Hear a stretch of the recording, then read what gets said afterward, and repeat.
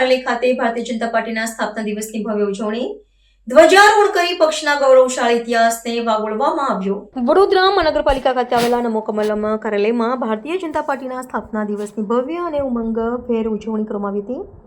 તારીખ 6 એપ્રિલ 1980ના રોજ જનસંઘમાંથી અસ્તિત્વમાં આવેલી આ પાર્ટીના સ્થાપના દિને પક્ષના કાર્યાલય પર સત્તાવાર ધ્વજારોહણ કરીને પક્ષના ગૌરવવંતા ભૂતકાળને યાદ કરવામાં આવ્યો હતો। આ અવસરે વડોદરા શહેરના હજારો પાયાના કાર્યકરો અને અગ્રણીઓ ઉપસ્થિત રહ્યા હતા।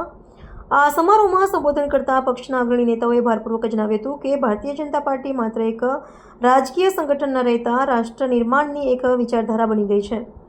પક્ષના મૂળભૂત સિદ્ધાંત અંત્યોદયનો ઉલ્લેખ કરતા તેમણે કહ્યું કે સરકારનો મુખ્ય ઉદ્દેશ્ય અને પક્ષની પ્રાથમિકતા સમાજના છેવાડાના અને વંચિત માનવીના જીવનમાં ગુણાત્મક પરિવર્તન લાવવાનો છે। સરકારી નીતિઓ અને કલ્યાણકારી યોજનાઓનો લાભ અંતિમ વ્યક્તિ સુધી વિના વિલંબે પહોંચે તે માટે સમગ્ર સંગઠન પ્રતિબદ્ધ છે। વક્તાઓએ વધુમાં માહિતી આપતા ગૌરવ વ્યક્ત કર્યો હતો કે આજે 12 કરોડથી વધુ નોંધાયેલા સભ્યો સાથે આ પક્ષ વિશ્વનો સૌથી મોટો રાજકીય પક્ષ બની ચૂક્યો છે। આ વિરાટ સિદ્ધિએ લોકનીતિ, લોકસેવા અને લોકકલ્યાણના કાર્યોમાં જનતા દ્વારા મૂકવામાં આવેલા અતૂટ વિશ્વાસનું જ પ્રત્યક્ષ ફળ છે। સ્થાપના દિવસના પાવન અવસરે ઉપસ્થિત વિશાળ જનમેદનીમાં ભારે ઉત્સાહનું મોજું ફરી વળ્યું હતું અને પક્ષના મોવડીઓ દ્વારા તમામ કાર્યકર્તાઓને શુભેચ્છાઓ પાઠવવામાં આવી હતી।